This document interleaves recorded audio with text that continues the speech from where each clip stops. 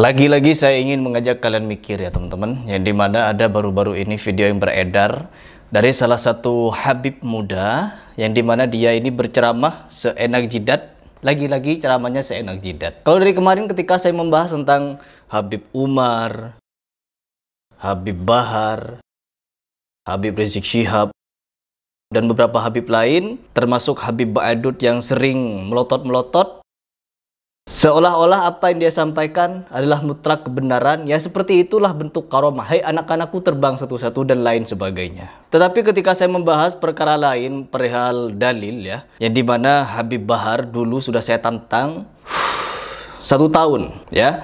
1 tahun kurang lebih saya menentang Bahar Smith untuk memaparkan dalil yang dia sampaikan kepada umat di video dan di publik, bahwa apa yang disampaikan tentang keutamaan membaca surah Yasin. Lalu ketika orang membaca surah Yasin dengan jumlah-jumlah tertentu di malam tertentu, terus dibaca rutin dengan cara tertentu, maka nanti fadilahnya di akhirat Allah akan membuatkan istana, dan di dalam istana itu ada 9 kamar, dan di setiap kamar itu ada bantal, ada kasur, dan di setiap kasur itu atau bantal itu ada ribuan bidadari. Itu kata Bahar Smith. Penonton atau views dari video tantangan saya kepada Bahar Smith sudah lebih dari 2 juta. Tetapi sampai saat ini belum ada tim dari Bahar Smith untuk menunjukkan keberaniannya menjawab tantangan saya. Atau paling tidak minimal buat satu video untuk memaparkan, nih loh Harry Pras, ada dalilnya. Apa yang Habib Bahar itu sampaikan ada dalilnya, nasnya, sekalipun itu dhaif ataupun maudhu, paparkan dalilnya. Tapi karena modal ngarang, kemungkinan hanya modal ngarang, tidak ada asal, jadi dia bungkam 1000 bahasa, tidak ada. Sekalinya menjawab, dikiranya tantangan saya tantangan ribut. Biar kalian tahu, biar kalian mikir, dikira saya tentang ribut, atau memang caranya seperti itu untuk menggiring opini umat ya, untuk menggiring opini umat. Jadi dia membuat video seolah-olah saya tentang berantem. Tidak teman-teman, dia Bahar ini kalau ditantang orang, ditantang Kori, datang dia. Datang mau ribut, mau fight. Katanya ditantang sama Andi Rompas, datang ke Minahasa. Ditantang Harry Pras yang jarak rumahnya tidak sampai 2 jam, gak ada datang-datangnya. Mau kemana ente? Dan sekarang ada lagi satu Habib yang berceramah seenak jidat. Dalilnya apa, disebut apa. Kita simak kesontoloyonnya agar kalian sama-sama berpikir bahwa mereka memang kebanyakan oknum-oknumnya serampangan. Mohon maaf sekali lagi, saya di perkara pembahasan seperti ini mungkin cenderung agak keras ya, agak tegas, agar netizen yang awam-awam berpikir, dan mukibin-mukibin yang juga awam berpikir. Saya bukan benci kepada pribadi mereka, saya hanya benci kepada tindakan mereka, benci terhadap ngeyelnya mereka dan merasa benarnya mereka. Di posisi mereka salah tapi mereka merasa benar, itu yang saya benci. Silahkan dipikir. Kita sumpah kalau kita gerutu, kalau kita ini ingat sama Allah Subhanahu wa taala. Ingat kepada Allah Subhanahu wa taala. Kita simak seperti apa dalilnya. Kenapa? Sebagaimana sabda baginda Nabi Muhammad. Sebagaimana sabda baginda Nabi Muhammad. Bagaimana sabda baginda Nabi Muhammad. Sabda ya teman-teman, sabda. Alladzina amanu wa tatma'innul qulubu bi dzikrillah. Ala bi dzikrillah tatma'innul qulub. Tuh. Ini surah Ar-Ra'd ayat ke-28 teman-teman. Ini bukan sabda Nabi Muhammad SAW, tapi ini adalah pesan Allah yang dikirim melalui Jibril kepada Nabi Muhammad SAW. Artinya apa? Ada di dalam Al-Quran. Ini tidak jauh berbeda dengan Panji Gumilang yang kemarin kita hantam habis-habisan, yang dimana dia menyebutkan Rasulullah SAW bersabda di dalam Al-Quran, dan dia tidak merasa salah. Panji Gumilang ketika dibahas semua orang bahwa dia menyebutkan, santri-santrinya menyebutkan Rasul SAW bersabda di dalam Al-Quran, surat ini, ayat ini. Rasul katanya. Ketika kita bantah, Panji Gumilang punya pembelaan teman-teman. Biar kalian tahu, punya pembelaan. Dan sekarang Habib juga menyebutkan sedemikian rupa. Rasul SAW, baginda Nabi Muhammad bersabda yang dia bacakan tadi. Ya, ini sabda Nabi katanya. Coba kita ulang. Kata Allah Ta'ala, kata baginda Nabi Muhammad SAW, kata baginda Nabi Muhammad SAW. Tapi pasti ada yang membela teman-teman, karena memang yang menyampaikan itu Nabi Muhammad SAW. Memang betul itu perkataan Nabi. Pasti ada yang membela nanti begitu.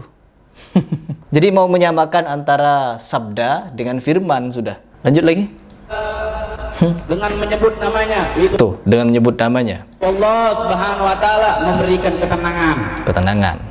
Apa dia tidak belajar dulu sebelum menyampaikan khutbah atau ceramah begitu ya? Apa tidak membaca dulu? Oh, saya membawakan dalil ini, ayat ini, hadis ini, pendapat ulama ini. Apa dia tidak bikin catatan dulu? Langsung ngomong seenak jidat gitu.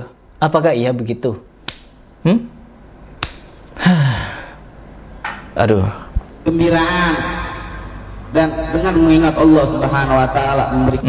Dan dia juga bukan satu-satunya teman-teman. Di video ini yang juga salah. Ada video-videonya yang lain yang juga serampangan. Bahkan di kuburan pun dia berjemaah igdi hajatina kepada Habib yang sudah meninggal. Igdi hajatina, minta kabulkan kepada Habib yang sudah mati teman-teman. Doanya, berdoa kepada orang mati. Dan kita kelapangan di hati. Kelapangan. Kita sumpah. Kalau kita gerutu, kalau kita ingat sama Allah Subhanahu wa taala.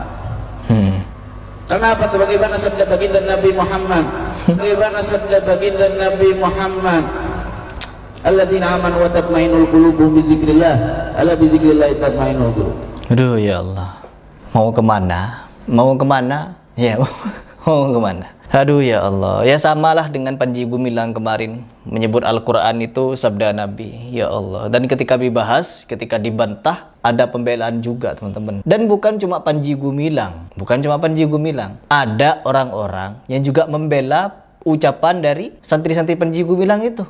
Banyak. Bahkan ketika Panji Gumilang menyatakan, saya bermadzhab kepada Bung Karno. Itu pun ada yang membela. Perhatikan baik-baik. Sesesat-sesatnya orang, sesesat-sesatnya pemahaman pasti ada pengikutnya. LDII banyak yang mengikuti. Jangan salah, LDII, Syiah sesesat-sesatnya itu sudah banyak ulama mendakwahkan Syiah. Semakin banyak yang ikut. Apalagi yang samar-samar seperti ini. Diakui sama Syiah bahwa Sufi dengan Syiah saling berta'awun, saling membantu. لكن الوهابية لا عندهم الصوفية ولذلك إذا تريد أنك تنظف منطقة من الوهابية فقوي الصوفية. الاتجاه الصوفي عدو طبيعي للوهابية ونحن في هذا نتعاون معهم. Diakui bahwa Sufi adalah jembatan menuju Syiah. Karena kita bisa menyaksikan teman-teman kuburannya, kuburan orang Syiah seperti ini dan kuburan orang Sufi seperti ini. Ulamanya atau syekhnya atau imamnya seperti ini, dihias. Sudah seperti pengantin teman-teman, sama. Merangkak ke kuburan, ini orang Syiah ini. Orang Syiah merangkak ke kuburan dan ini orang Sufi. Merangkak juga ke kuburan teman-teman. Ketika dinyatakan Sufi Syiah mirip-mirip, gak mau mereka. Padahal faktanya ada, datanya ada. Orang Syiah sujud di kuburan.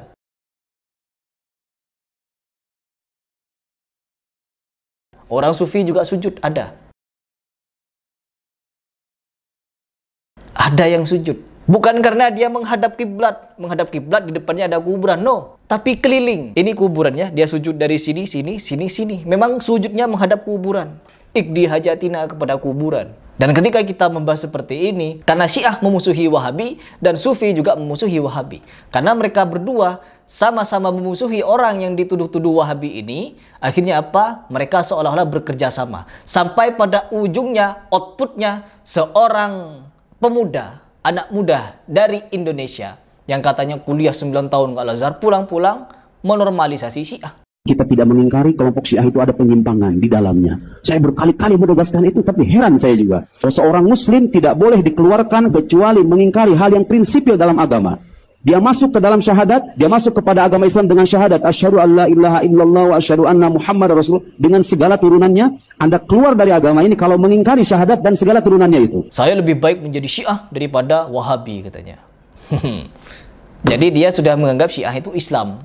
Seolah-olah Syiah itu adalah firqah atau aliran tertentu di dalam Islam. Padahal tidak, teman-teman. Meskipun mereka bersaksi kepada Allah Subhanahu wa taala, kepada Nabi Muhammad sallallahu alaihi wasallam, tapi mereka di dalam syahadatnya masih melaknat Abu Bakar, Umar, Utsman, Aisyah, Hafsah dan sahabat-sahabat Muhajirin dan Ansor. Semua sahabat sesat bagi dia, kafir bagi mereka. Mereka itu baik-baik kepada kita, mereka itu ramah kepada kita, itu bentuk taqiyah agar kita menganggap mereka benar. Sehingga apa? Banyak orang-orang Islam yang lain yang terkhusus masih awam-awam dipengaruhi oleh Syiah dan berbaiat kepada Syiah. Saya, Heri Pras, punya teman yang sudah 15 tahun pernah jadi Syiah dan taubat, dia punya data. Saya juga punya teman Ustadz yang dia sudah mengkaji Syiah puluhan tahun, saya punya data.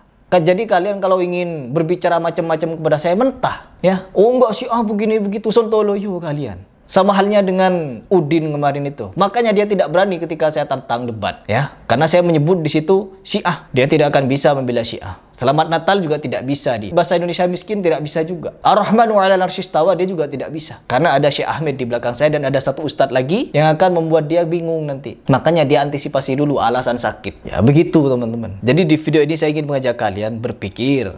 Karena kalian banyak yang hulu kepada Habib-Habib, pikirkan.